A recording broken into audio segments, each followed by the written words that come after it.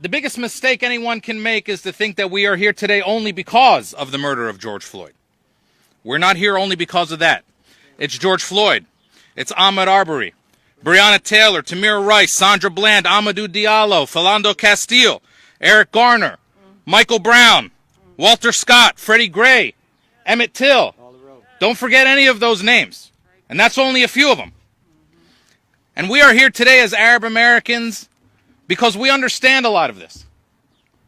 3 days ago in Jerusalem, a man named Iyad Halat, 32-year-old autistic man, murdered in the streets, 10 shots by Israeli police because they thought he had a gun. He didn't have a gun.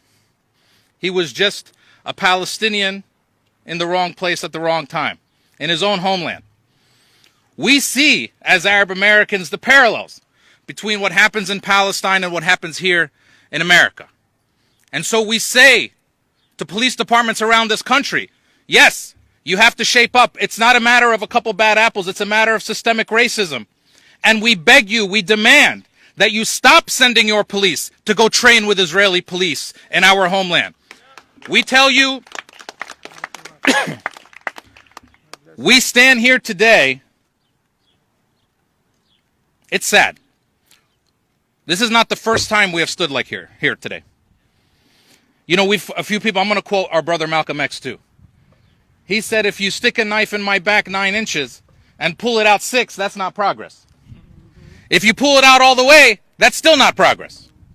Only when the wound heals and you ask for forgiveness, maybe can we get to some progress. And so as we see everyone going around America today and protesting, show solidarity.